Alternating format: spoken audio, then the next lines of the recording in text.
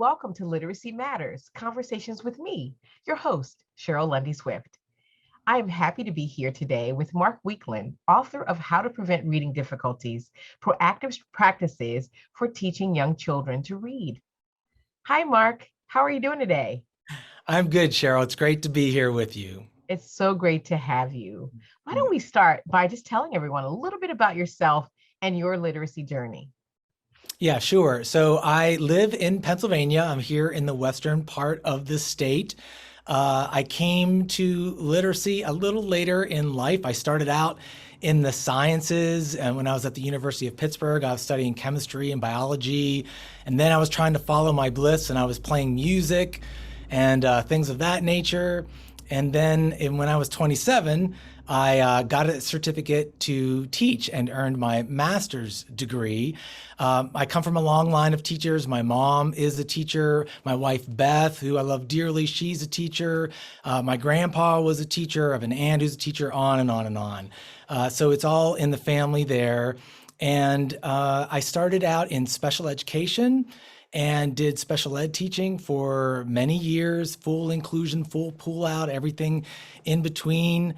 I've taught as a reading interventionist, so I have a reading certification here in Pennsylvania. I have my elementary ed certification, so I've done that in classrooms too. And I also have my science certification, my secondary science certification, but I never used that actually in the classroom. So I'm just very interested in teaching, and I was in the public school setting for almost 24 years.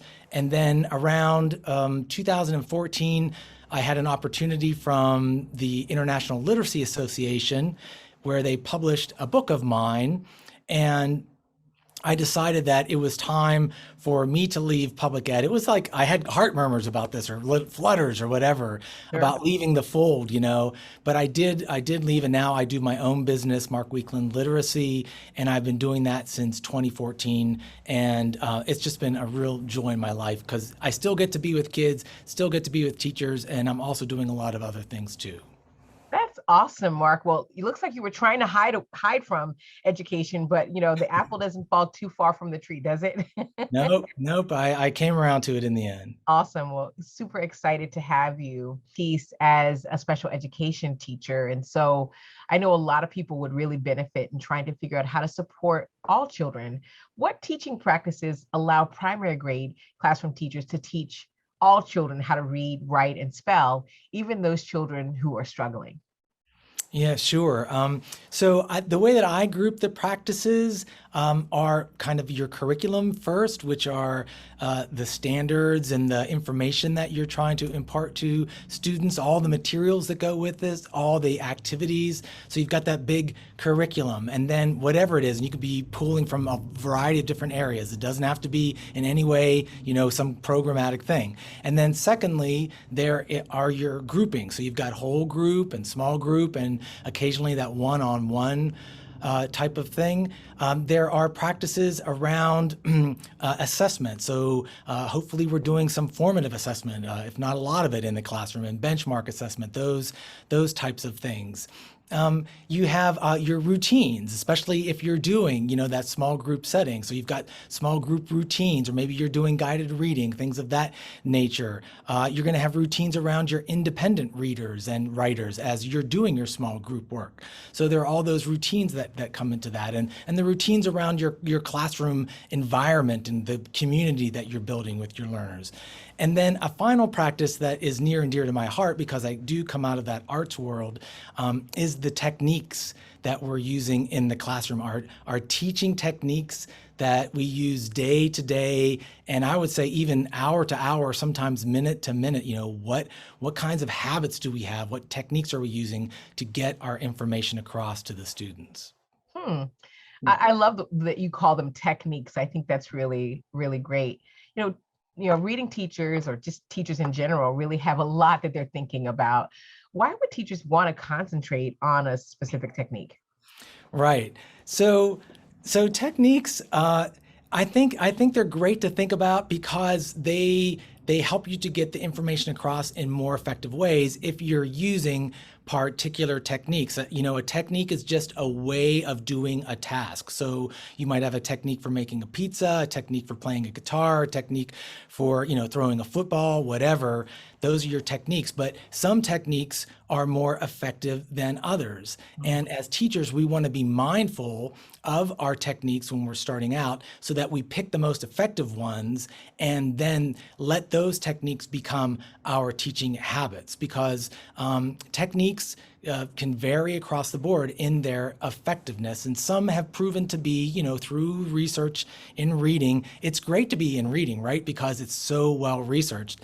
And the research has shown that some teaching techniques are more effective in getting information across than others, and also more effective at certain times, because you want to switch back and forth between the various techniques that you use. You don't want to be doing direct and explicit instruction all the time. You want to be doing that, part of the time. And there's other techniques to use. Sure. When I think about techniques too, sometimes you find that a technique might work for one day, and that same child, the technique doesn't work the same the other day. What do you think about that? Yeah, absolutely. We have to have lots of tools in our toolbox, or, whatever, tricks in our bag, or however you want to say it, techniques. We definitely want to have a variety of them available to us, because students are unique, boy, and they come to school one day and the next day they're different, for something's going on. So we might want to use a different technique. Absolutely. Awesome. Thank you so much. You mentioned that you get to still work with students and teachers. So when you work with those teachers and visit schools, what are you hoping to see during phonics and spelling instruction? That's a great question, and I think what I like to see, what I would want to see in spelling and phonics instruction, to go back to those students who may be struggling and to reaching all learners, is Tier 1 instruction, Tier 1 techniques in this case. But anything in Tier 1, all those practices that are allowing, the majority, and by majority I mean like maybe 90% of students in Tier 1 to reach the benchmarks that you as a teacher want to see, that your school wants to see, that your community wants to see. So we're not going to be in the Tier 1 setting, in the general classroom setting, we can't get to all the students, because some students are going to need some interventions, some extra support. But we really want to be trying to get things in place that get the majority of students, that 85 or 90% of students reaching the benchmarks that we want them to see. So when I go into a classroom with spelling and phonics, I'm hoping to see standalone instruction, for one. We want it to be standalone. I also hope to see it infused in maybe your interactive read aloud, where you take a little bit of time and you're pointing some things out there. That would be a good practice to have. Lots of repetition and distributed practice that goes with that. So a myriad of ways that it's going to be manifested throughout your reading block for an hour and a half or 2 hours. So repetition and distributed practice, a variety of activities. It's not all workbook kind of things, maybe just a little tiny bit of workbook every now and then, but activities, engagement, those types of things. That's what I'm hoping to see when I go into a classroom. Sure. Thank you. Mhm. You mentioned that direct and explicit instruction. What does that sound like at the beginning of a lesson? Yes, let's see. At the beginning of a lesson, if we're say we're going to be teaching something like a sound letter relationship, a sound to a pattern spelling. And so instead of saying to students something like, we're going to be talking about or studying the O sound, does anybody out there know how we might spell O? Instead of asking a question like that, we want to be direct and explicit and just tell our students how they're going to be spelling that O sound. So at the beginning especially, we don't want them to discover or to explore. I'm much more a fan of explicitly, directly telling them. So we would say to that student, or I would say to my class, we're going to be talking about the O sound and 2 ways to spell it. How many ways to spell it, everybody? That's right. 2. That's good. That's right. 2 ways to spell it. And the first way is going to be OA. OA. And then I write that on the board. What's one way to spell the O sound, everyone? OA. That's very direct and explicit. Awesome. That's, so you're really telling them. It's very interesting. You mentioned that you're also a musician, and I would imagine when you first learned to play an instrument, you didn't show up and your teacher didn't say, so tell me, what the F sound is on whatever instrument, right?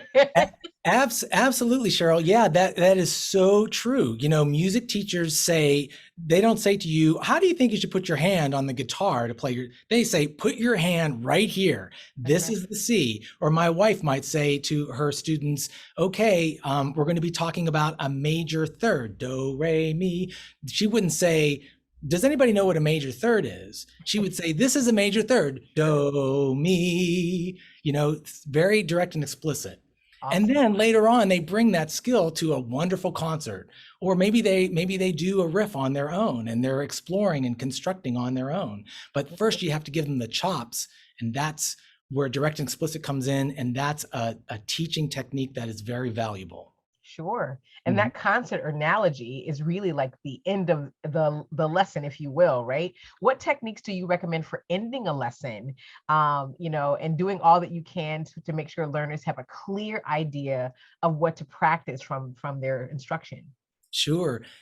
So like techniques for like as you're going through the lesson, you're going to be noticing and noting and being a responsive teacher. That's certainly a technique. So that allows you then at the end to make a determination. Do you need to use the technique of repetition again, where you're going to be reteaching a bit? Maybe you're going to use a technique of like something like an exit slip to check for learning, or have everybody use some wait time, like think in your head, everyone, don't raise your hand, just think, what are two things that you learned in this lesson? Then you let them wait for a little bit, they're thinking, and then maybe you use the technique of turn and talk, or think, pair, share, that kind of thing at the end of the lesson to wrap it all up. You might use a technique of, as they're talking, to meander around your classroom and notice what they're saying, which gives you information, formative assessment, right? Yeah, Information to what you do the next day, or the next time that you see those students. I love that. Thank you so much. Now, Yeah. in your book, How to Prevent Reading Difficulties, you share quite a few practices for spelling and phonics lessons. Mhm. There are four particular things that you mentioned, and I'd love for you just to kind of just share a little bit more about them. Repetition and distributed practice is one. Mhm. Wait time, Mhm. directed and explicit instruction, which you've talked about a little bit, and then instant error correction. Could you share what you mean by all those things in your book? Yeah, sure. So we talked about the direct and explicit. That's especially important in spelling and phonics, and I would argue vocabulary, especially at the initial stages. Mm, Be direct and explicit. Be direct and explicit, and then from there, you're going to be giving students, some guided time, and also I should mention too, in that direct and explicit, that's your modeling, where you're showing. This is what it looks like. This is what it sounds like. This is what we do, etc. And then from there, as they go through their guided practice, you're going to be kind of judging how much repetition and distributed practice to do with that. And by distributed practice, once again, that is in whatever you do. Don't I would suggest that you don't do like 30 minutes of something, because kids tune out. It's natural, even as adults, right? We yes. start to tune out. So you want to change it up. So 10 or 15 minutes, then something else, then come back to it. That's distributed practice, and the literature shows that that is more effective. So we've got repetition, distributed practice, direct and explicit instruction, that wait time or think time. So, and it works for all students. It allows, like if you say to a student, think of a number of ways to spell the O sound, for example, or the A sound. And you say, don't raise your hand, just think in your head, and you count to 5. That Mhm. allows your students who are high flyers to come up with maybe a bunch of them. And that allows your students who might need some more support to pull down information and maybe just come up with 1 or 2. And then you call on those students that have 1 or 2 first, and that gives them a chance to shine, right? Yeah, sure. And then next you can call on those other students. So that time for students to pull down information, to think about information, it keeps kids from blurting out answers, all that kind of stuff wait time, think time, it's super important. And then, oh, you asked about instant error correction. Sure. And instant error correction is, once again, you have to find that sweet spot, because you don't want to constantly be interrupting students. And sometimes making a mistake can be a real learning opportunity.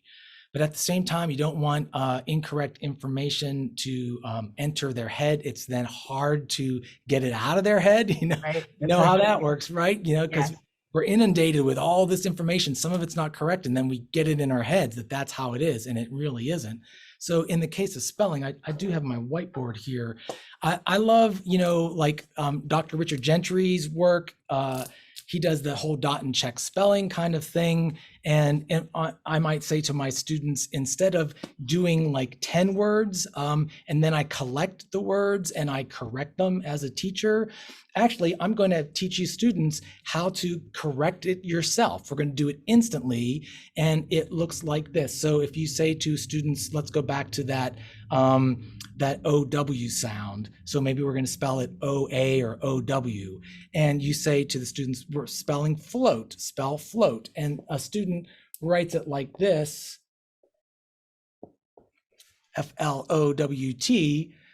Then you would say to that student, get ready to do your dot and check spelling. Put a dot where you have the correct spelling. If you have it incorrect, circle the area where you made your mistake. So F.L.O.A. Oops, I made a mistake. So I'm going to circle that. T dot. And then you say, spell it right next door. Even if you got it right, spell it again. F.L.O.A.T. Swipe and read your word, everyone. Float. And that way they now have this model over here, which is correct, in their head. And they can also see where they made their mistake. And if you have 10 words, and as a teacher, you need to do something like take a grade, you can take this as your spelling quiz if you want, or it can just be a standalone instructional activity. That's one example of instant error correction. There are many others. Thank you so much. That's so powerful. And I love that you use the whiteboard, because that's another way, of course, that we can instantly see everyone's error right out there. If we're doing this out loud, it's fantastic. A great way to assess where our students are very quickly. Mm-hmm. Yeah, absolutely. Couldn't have said it better. Yep. Fantastic. Now, are there any other techniques that you want to mention that are key when teaching spelling and phonics? Yeah, so I got the repetition distributed practice in there. Descriptive reinforcement is once again, comes out of my special ed training. And I know teachers, teachers are just the best, man. They're wonderful, wonderful people. And I know that they want their students to succeed. And so oftentimes I hear teachers saying, great job, way to go, tremendous, awesome, awesome sauce, all that kind of stuff. But before you do that, I would suggest, for example, to go back to this, that you say to your students, I see that you're using the dot and check spelling. Or I see that when you swiped and read that you looked at the word left to right and you looked at all of the letters in the word. You just didn't look at the beginning and guess. You looked at all of those letters in there. That's the strategy I taught you. Good job. Shine your spelling halo, that kind of thing. But before you shine your spelling halo or give yourself a pat on the back, that you describe to the student what they did that is what you want them to do. So you describe it, then reinforce. It gets you a little bit more bang for the buck. It's a little bit more effective in that case. And then I guess one other one that I would just briefly mention too is that whole area of multisensory learning. It's great to fold it in there. There's maybe some in the literature, some like wondering about like why it's effective. Is it wiring the hemispheres? Is it just the engagement part of it? Is it both? That kind of thing. But for whatever reason, if you can fold in some multisensory learning, so, the skywriting. So to do your skywriting for your words, practice it that way. Maybe get out your invisible pen and do some palm writing and then swipe and read, that kind of thing. There's so many different multisensory types of things to do. I think that is a technique to weave into your instruction so it becomes a habit. Sure, that's all such powerful and very practical kinds of strategies. Thank you so much for that. So I'd love to now think about, how do actually teachers learn to do all of this? So, as I think about a teacher, for example, who's earnestly planning, their lesson or maybe even following along to a scripted lesson that's in a packaged program, but really isn't sure about how to be responsive during a lesson, right? All they have is the script in front of them. Right. What teaching techniques will help a teacher really execute that lesson effectively? Yes. So, boy, so with the scripted lessons and things of that nature, well, really with learning any technique for any reason, I think it's very valuable when you're on that learning journey to have someone come in and to be open to watching someone teach. I think that can be very powerful way of doing it. So maybe there is someone from the outside, like a consultant or someone of that nature from a university that comes in and models for teachers and then encourages them to try out the techniques on their own. So they're going to fold in this idea of maybe, for example, scaffolding or noticing and noting kind of a technique. If you've got that scripted program, to go beyond just the direct and explicit all the time, to do more than that. So the teacher can watch that happen and then practice it on their own. That in that way, in that respect, I should say, having a coach in a district is a great thing for districts to have. Maybe it's an outside coach, but even better might be that inside coach, so that learning can be longitudinal. It's not just a one-off, right? Sure. So I hope that folks listening to this presentation or this interview and all your other interviews that you've done, I hope they take away like, oh, I got that, but now I want to practice, and now I want to have someone help me practice. Sure. Yeah, and maybe it's like two teachers getting together and saying, I'm going to try to practice this. Would you watch me? And so a principal kind of giving release time, and saying to the second teacher, would you watch that teacher and give some feedback? Like, how many times did you do direct and explicit? Or how many times did you offer wait time? And what was the duration of it? So that we have some data, so it's quantitative, not just qualitative. And the last thing I'll say about this with quantitative and qualitative is, we walk into schools, from the outside, you might be a parent, you might be whoever, and you walk into school, you see that beautiful mission statement.